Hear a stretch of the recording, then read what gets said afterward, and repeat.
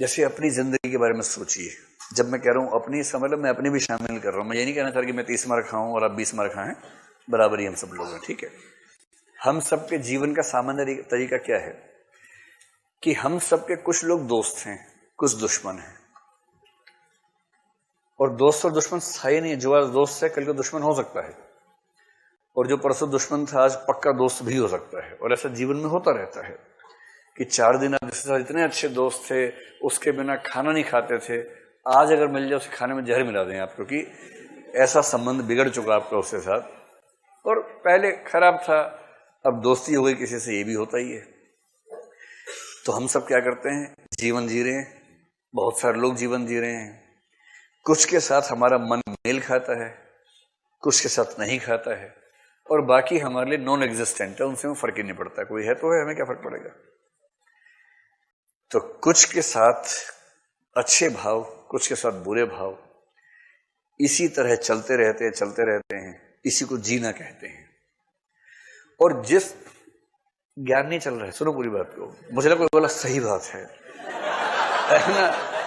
जो भी भाई ज्ञान नहीं चल रहा है, थोड़ा निबंध को समझा रहा हूं, निबंध समझ लो, ये बाबा टाइप मामला नहीं हो रहा है, क्या सही बात है ना। कंसेप्ट है, कंसेप्ट समझो क्या कहना चाह रहे हैं। पता लगा मुंडी हिलनी शुरू हो गई, कल से भगवा चोला पहन के आना शुरू कर दिया, वो सब नहीं चलेगा यहाँ पर। तो वो कह रहे हैं कि ये जो सारा चलता है भावनाओं के क्षेत्र में, सहयोग और असहयोग वाला मामला, ये जिस भूगोल में चलता है उसी को हम जगत कह देते हैं, संसार कह देते हैं। और संसार में हर प्राणी की स्थिति यही है। अब वो कह रहे हैं कि दिक्कत यह है कि जब तक हमारी चेतना निम्न स्तर पे है, तब तक हम अपने आप को सबसे भिन्न मानते हैं, पृथक, मैं, अहम का भाव। ये ईगोइज्म जो है, ये बच्चों में बहुत ज्यादा होता है, बाद में धीरे धीरे कम होता है, लेकिन तब भी रहता है। और ईगोइज्म का मतलब है कि दुनिया में जो कुछ भी हो उसको इस रूप में देखना कि मेरे लिए फायदेमंद है, नुकसानदेह है। जैसे बरसात का मौसम आया, अब डेंगू का सीजन आएगा, और कोई डॉक्टर बहुत खुश है, कह रहे डॉक्टर साहब बधाई हो, डेंगू आ रहा है, टीवी पे खबर आई 2 केस आ गए हैं, बस बस अब अगले 2 महीने जम के काम कर लो, फिर साल भर ऐश करना। अगर किसी डॉक्टर को डेंगू होने के नाम से खुशी होने लगे, तो इसका मतलब है कि अपना स्वार्थ इतना हावी हो चुका है कि उसे इस बात से फर्क नहीं पड़ता कि उसके स्वार्थ के लिए कितने लोगों की जिंदगी खतरे में पड़ गई। किसी भी क्षेत्र में अगर किसी भी ऐसी चीज में हमें सुख होने लगे जो दरअसल लोक दुख से जुड़ी है, तो चिंता की बात है। और जब तक व्यक्ति ऐसा रहता है, बात केवल डॉक्टर्स की नहीं है, हर प्रोफेशन में ऐसा हो सकता है, हर प्रोफेशन में। जैसे कोई वकील है जो शादी करवाना और तलाक करवाने का काम करता है, ये वाला केस देखता है, और उसने रिपोर्ट पढ़ी कि भारत में तलाक की दर 20% बढ़ी पिछले 1 साल में। बधाई यार वकील साहब, बहुत बढ़िया, अपना बिजनेस 20% बढ़ेगा अब, क्योंकि तलाक बहुत तेज बढ़ रहा है। बहुत बढ़िया, ऐसा ही बढ़ता रहे, मजा आ जाए। अब उसको इस बात से रत्ती भर फर्क नहीं पड़ रहा कि इससे समाज की क्या स्थिति बनेगी। उसको लग रहा है कि बस केस आते रहें और मेरा काम चल जाए। किसी भी व्यवसाय में, किसी भी जीवन में, जैसे विद्यार्थी जीवन में ही आपको कंपटीशन एक व्यक्ति से है, एग्जाम के 1 दिन पहले उससे एक्सीडेंट हो गया, अगर भगवान ही चाहता है कि मैं टॉप करूं, ठीक ही हुआ, अगले साल देगा एग्जाम।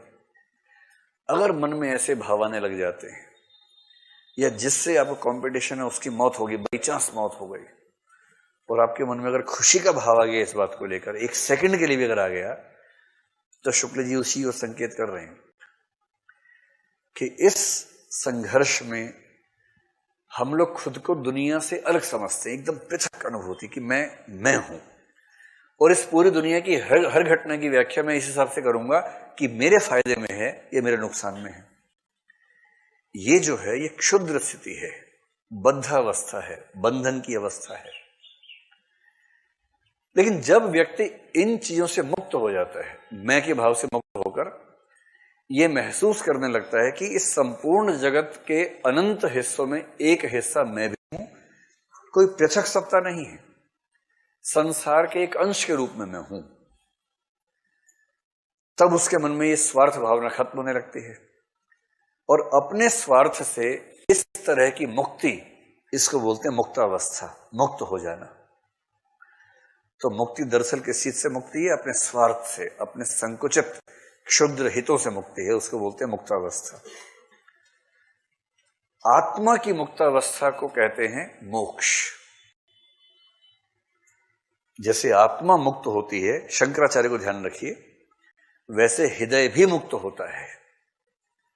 आत्मा की मुक्तावस्था होती होगी ज्ञान मार्ग से, जैसे शंकराचार्य करवा रहे थे, पर हृदय की जो मुक्ति होती है वो उस तरीके से नहीं होगी। वो कैसे होगी? हृदय की इसी मुक्ति के लिए हमारी वाणी जो शब्द विधान करती आई है उसे कविता कहते हैं। यानी कविता वह शक्ति है, वह शब्द विधान है जो बद्ध हृदय को मुक्त करने का प्रयास करता है।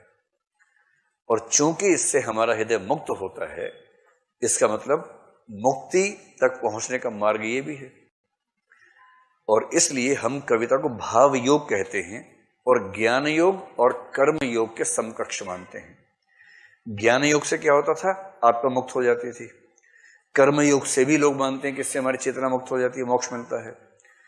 कर्म योग ज्ञान योग की टक्कर में कह रहे हैं एक और योग है भाव योग। भाव योग है कविता, क्योंकि भाव योग पर चलकर हमारी भावनाएं, हमारा हृदय मुक्त हो जाता है, बंधन में नहीं रहता है। हाथ कुछ लगा नहीं, कोई भी भाव कम वक्त जगह नहीं।